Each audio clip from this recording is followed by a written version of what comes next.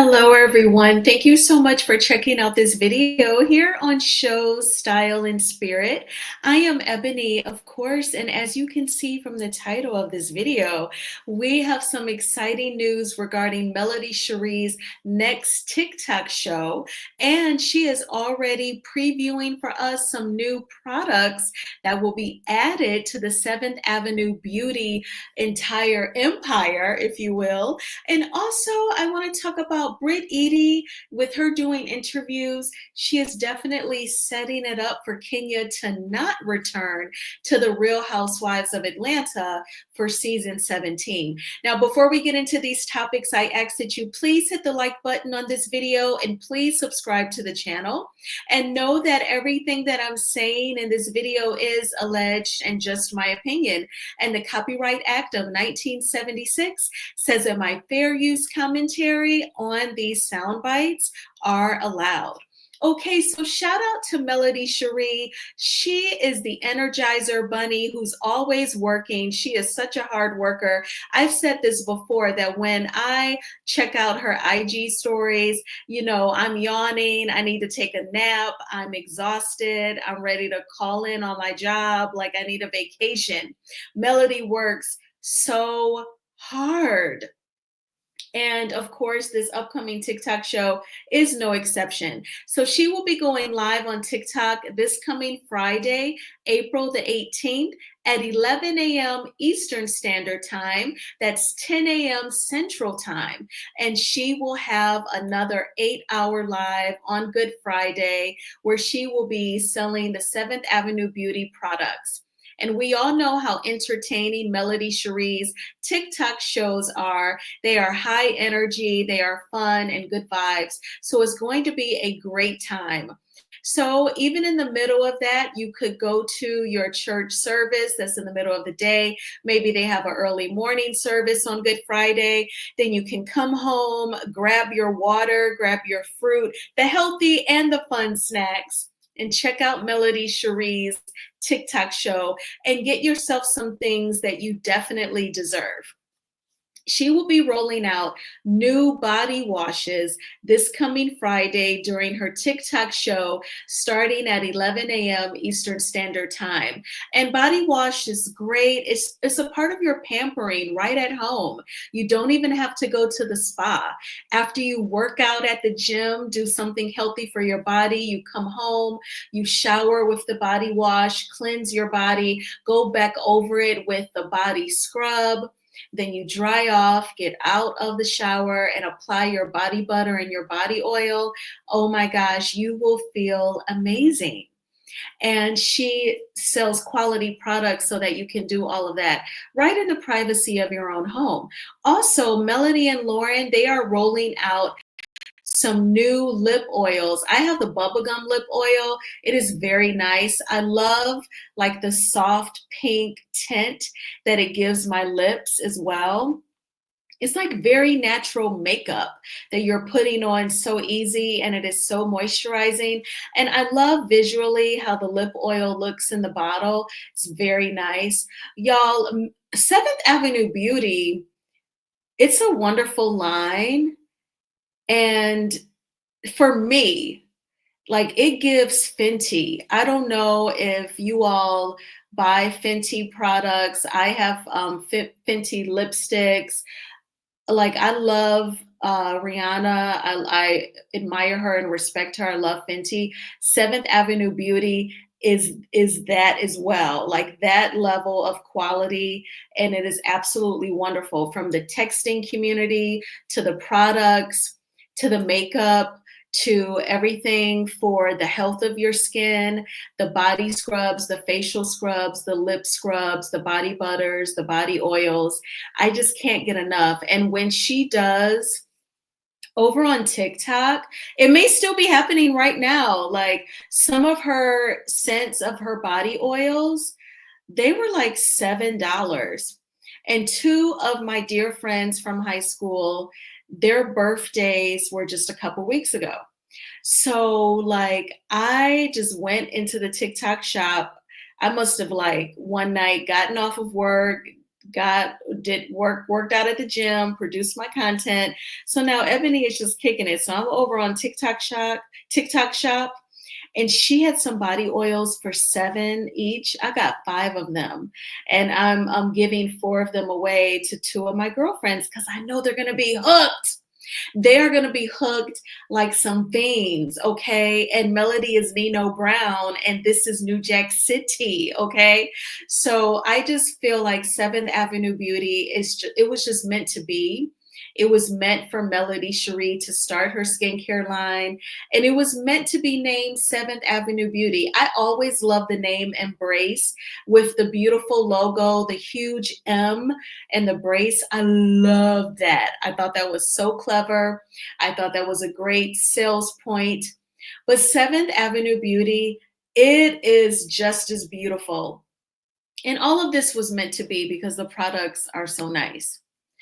So, Melody is also rolling out bags. So, I wanted to capture both moments of this particular IG story. So on all of the slides, the IG stories where she's promoting like the new body washes, the new lip oils, there was the register here link, which you can just go on TikTok, Melody Cherie 11, and right at the top, you'll see the hyperlink for her TikTok show this Friday, April 18th at 11 a.m. Eastern Standard Time. You just click on that hyperlink and, boom, you're registered. So she's wearing her beautiful, olive green colored biker shorts, which you can also purchase through Seventh Avenue Beauty.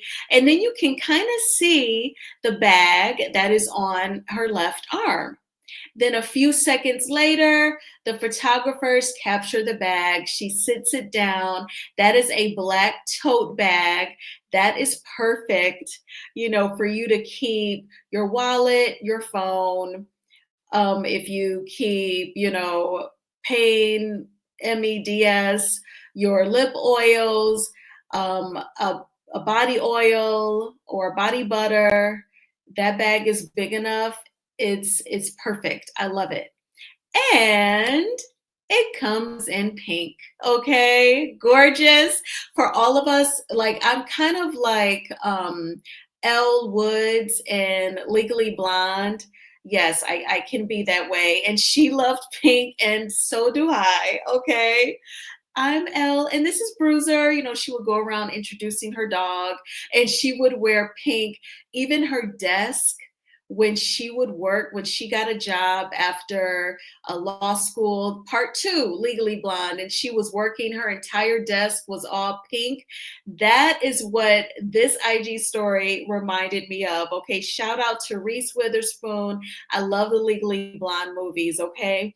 The pink t-shirt, the pink sneakers, the pink Seventh Avenue Beauty tote bag. Yes, Melody, for all of us pink lovers, you have heard our cry, okay?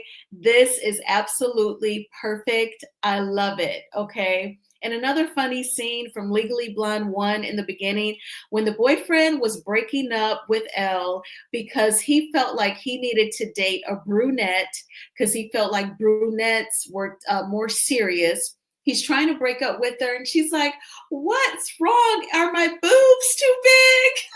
It's just hilarious when Reese Witherspoon does it. But I love those movies. And I thought of Legally Blonde when I saw this. I love the pink tote bag. So let me know, what do you need from Seventh Avenue Beauty when you attend her TikTok show this coming Friday, Good Friday, as she said, he is risen. That's this Friday, April 18th, starting at 11 a.m. Eastern Standard Time. I will see you there. All right, so now we're going to go ahead and prepare to talk about the Real Housewives of Atlanta, particularly Brit Eady. So I did say in a couple of videos back that with her interviews with New York Live and the Housewives Nightcap, there's lots of different sub stories coming out of this huge mess involving her and Kenya Moore. So I talked about the Ming Lee angle, how Brit is trying to drag influencer Ming Lee into the story. She's not even on the show, but she is friends with Kenya Moore. And she's friends with Portia, I believe. Well, now I want to talk about how I feel like Brit is setting it up to make it hard for Kenya to return. Or if she returns, she'll have to grovel, she'll have to kiss some ass. So we're going to take a look at a couple of different sound bites. So one, shout out to the Bravo Shade Room for grabbing these clips from Brit Eady's interviews. This first one will be with New York Live, where she talks about Brit is going to give her commentary on a brunch scene, and she's not going to be satisfied with the women still being open to being cool with Kenya. So I'm going to mute my mic so that there is no echo. And again, Bravo and NBC Universal fair use commentary allows me to play this clip, okay? So please hit the like button. Thank you. Maybe Shamia's been able to talk to you. I feel like the other ladies haven't been able to truly understand how you feel. Today's like brunch was like for you. You know what I mean? Like I want us to come here and support you. And I think they were able to talk to Kenya maybe about her feelings. I think it's time for them to kind of hear about like you. You guys all talked to Kenya about her feelings? We did. Yeah. Yeah. Why are you worried about what Kenya's got going on? This is why I have this wall built up with you guys. And Brit joins me now. Welcome, Brit. How are you? I'm hanging in there. Oh my God. I'm hanging in there by a thread. I mean, I was watching the episodes last night. All right, let's just break this down. Things got very heated between you and Kenya. It did. Very heated in the past couple of episodes. Like, have you seen her? How have you been since? Like, what's the reaction been? I have not seen her. I'm actually blocked. I haven't got a call, a text, an email, a group chat, nothing. So, what was the aftermath of that whole thing like originally? Because, these get filmed months and months in advance or a year in advance, and then they come out, and then you got to deal with it all over again. You know what? Having to just relive all of this is I mean, can you imagine having this comment with your mother? No, I can't. And if you haven't seen the episode, you should go back and watch. But things got really ugly, really brutal and disgusting between you and Kenya. Yeah. Really. Yeah. It was kind of a low blow. It seemed like all the other girls that were supporting you. What did you get out of that brunch? You know what? I felt supported when the ladies left the salon, when she did what she did. But at brunch, I was shocked that, okay, I understand you guys want to have a conversation and hear her side of the fence, but I felt that the girls didn't have my back. And I'm like, you women are mothers. Yeah. How would you feel if your daughter, your child was in this position? Would that be okay? We have to take your relationships out of it. I'm a woman and I'm a wife. Yeah. Maybe Shamia's been able to talk to you. I feel like the other ladies haven't been able to truly understand how you feel. Okay, y'all, typically I like to play a clip twice just so like you all can fully process everything that was said, but I just can't with these Brit Eady clips. I'm sorry, I can only play it once. But, and don't get me wrong, I feel really bad about those photos. That's embarrassing because I consider myself a very actual person, and I'll be damned if anybody goes to Kinko's and first of all has pictures of me giving oral favors and then blows them up, okay? I think that's horrible. But Brit also, she makes it kind of difficult to go full throttle in support of her because she also made the pow pow comment. She hit first. Kenya hit back, but Brit hit first, and she hit in a major way. But she is annoyed that the rest of her cast members, they don't, HATE Kenya. They still F with Kenya. And she does not like that. I guess she wants them to take a side and she wants them to take her side.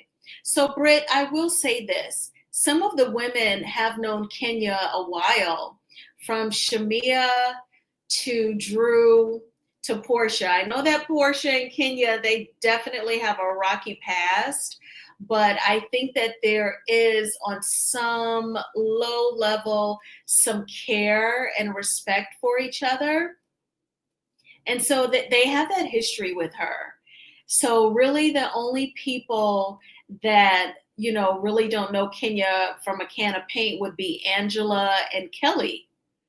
And so we have to see what really brings about the distance between Brit and Kelly, because they knew each other for a year before they started filming this current season, Sweet 16 of The Real Housewives of Atlanta.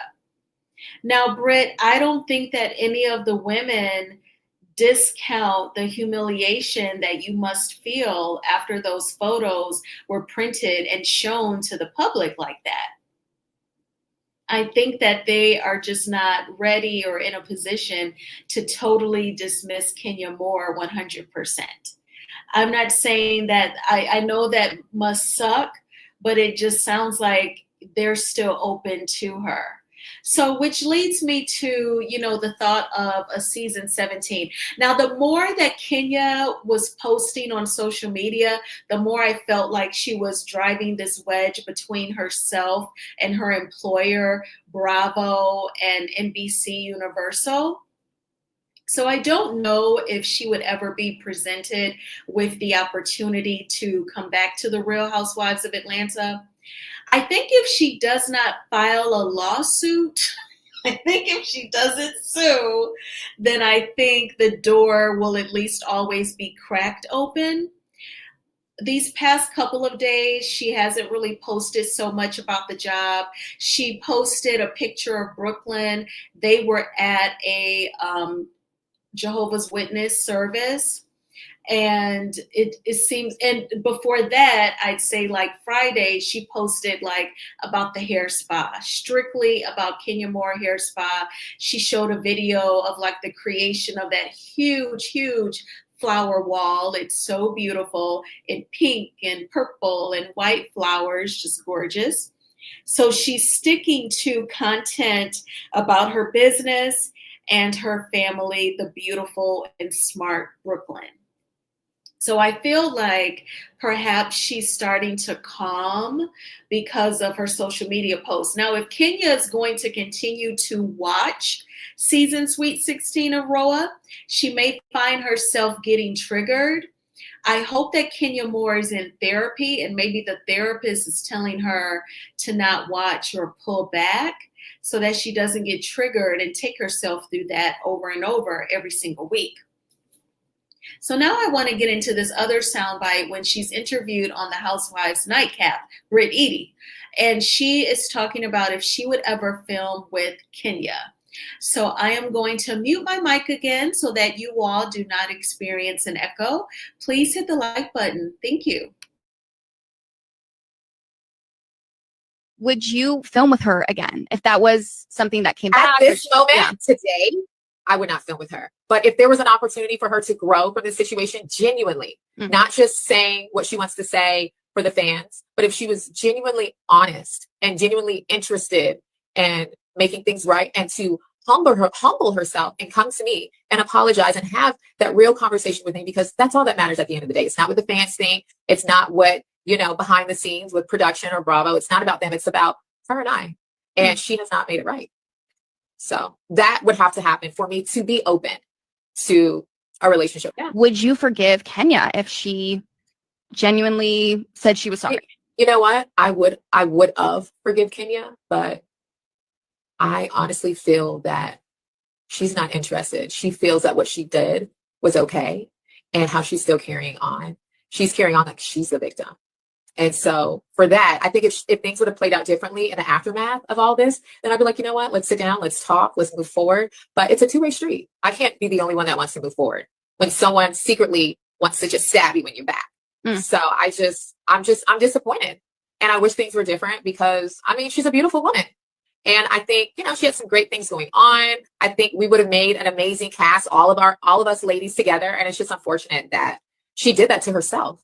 Right. So would you film with her?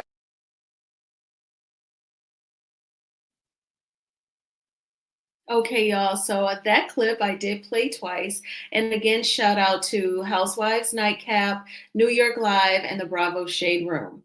So one thing that I do want to talk about with Brit doing these interviews, she's not wearing like any blonde. She's wearing like just straight black hair, natural professional look.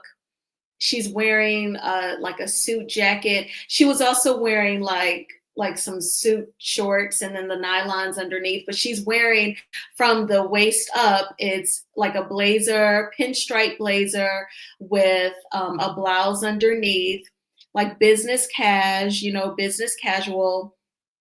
And I think that it's a part of her strategy to get the viewers definitely on her side. She wants us to identify with her like, oh, look at this respectable, professional woman. How could Kenya do that to her?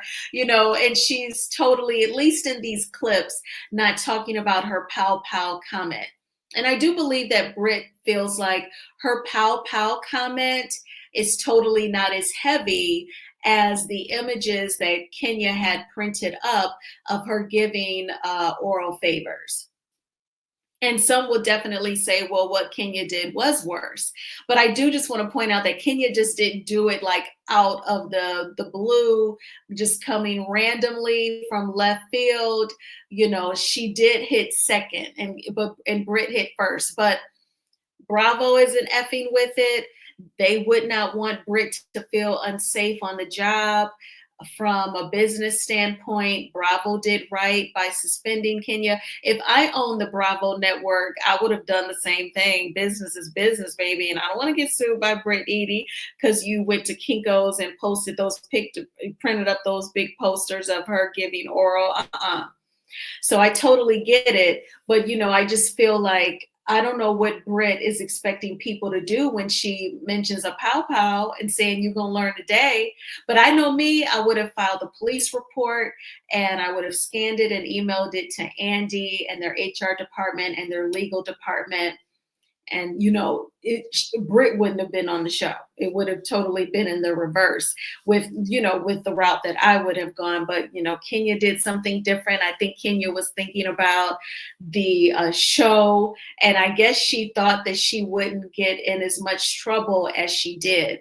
But, NBC Universal and Bravo, they have lawsuits going on from other reality TV stars. It ain't just Nene or people of color, if you know what I mean. So they're not going to chance it. But I feel like she's definitely setting it up where if Bravo is thinking, well, if we don't bring Brit Eady back for season 17, she could potentially sue us if she tries to say that we are like retaliating against her for complaining and speaking up against the alleged revenge P. So they're going to automatically bring Brit back for season 17. Then she could be tying their hands on whether or not to bring Kenya back. And Kenya's not going to kiss ass. She's not going to grovel to come back. So, I feel like Brit is setting it up to make it really hard for Kenya to come back. Now, if the other women, if they are all in agreement with filming with Kenya, I think that would help Kenya's case. But Brit is definitely in a really good position to nearly get what she wants. And I think that she's aware of that. And she's definitely playing that card. But what do you think? Do you think that it's very hard for Kenya to return? Do you think that she will return to the Real Housewives of Atlanta? If she does, do you think she would be a friend of the show? I don't even know if Kenya would accept being a friend of the show. Right now, at this point, it's literally giving Nene leaks when it was time to cast season 13. Remember, season 12 had that virtual reunion. That was Nene Leakes' last season on the Real Housewives of Atlanta. They offered her to be, I don't think it was a friend, but they offered her a limited number of episodes for $600,000. She said that Greg Leakes, rest in peace to him, told Nene to take the deal, and she said no, and she hasn't returned to the show since. So I can't see Kenya becoming a friend of the show, and I can't see her kissing Brit's butt. I do see where at least some of the ladies would still film with Kenya. Perhaps all of them would, except Brit. So that could definitely help her. But I thank you all so much for checking out this video. Please hit the like button on this video, as it is a free way of supporting the channel. And please subscribe to Shows, Style, and Spirit if you have not already done so. I hope you all have had a fantastic weekend. I did. I went to the gym and I went grocery shopping. I got that out of the way. I am back making overnight oats. So I also went to the dollar store today before I went to the grocery store to pick up some mason jars. So when I first became vegetarian in May of 2019, I started making overnight oats. I learned about it from this YouTube channel called Pick Up Limes. You kind of like the slogan, Pick Up Lines, like when a person hits on you, but limes, Limes. And the young lady, she's like vegan and she cooks all these delicious looking meals. She also makes overnight oats for breakfast. So that was the start of me doing that in 2019. I did it for nearly 5 years. And at the start of 2024, I was like, okay, I'm done making overnight oats. Plus just having oatmeal period for breakfast. I probably have done that like the past 15 years. I was like over oatmeal. And so now I'm like getting back into it. So I made my overnight oats before I started recording this video. And I have done everything that I needed to do. I also was in the middle between working out and going grocery shopping and making this content. I was watching Tubi movies, having a good old time, okay? And I watched, A Love Story in the Streets. I know that has a funny title, but it was so good. The movie was so good. And, I love like the Tubi films because they're filmed here in Detroit and Chicago, Atlanta, Houston.